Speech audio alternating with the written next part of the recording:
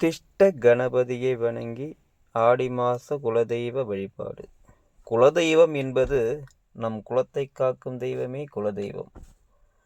எந்த ஒரு பிரச்சனையாக இருந்தாலும் உங்கள் குலதெய்வத்தை போயிட்டு காலில் விழுந்து அவர்கிட்ட கேளுங்க. அவரை மிஞ்சி யாராலையும் தர முடியாது. அவர் தான் உங்களுக்கு. அவரை போயிட்டு நீங்கள் எந்த கடனா, பிரச்சனையா, உடல் சார்ந்த பிரச்சனையா, வம்பு வழக்கா, எதுவாக இருந்தாலும் அவரால் தான் அந்த விஷயத்தை உடச்சி தர முடியும். ஏன்னா குலதெய்வம் என்பது நம்மளை மேலும் மேலும் வளர்ச்சியை கொடுக்கறது ஒரே தெய்வம். நம்ம முன்னோர்கள் தான் நம்ம குலதெய்வம்.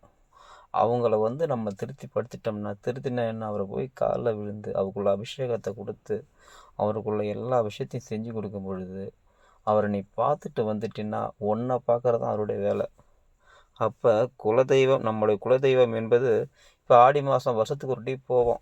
வருஷத்துக்கு ஒரு டீப்பு தான் எல்லாம் போகிறாங்க. ஆனால் 3 மாதத்துக்கு ஒரு டீப்பு நம்ம கோயிலுக்கு போகணும். குலதெய்வம் கோயிலுக்கு போயிட்டு வழிபட்டு நம்ம வேதனையை, நம்ம ஒரு பிரச்சனையை, கல்யாணம் பிரச்சனை ஆகலையா செஞ்சு கொடுப்பாரு, கடன் பிரச்சனையை முடிச்சு கொடுப்பாரு.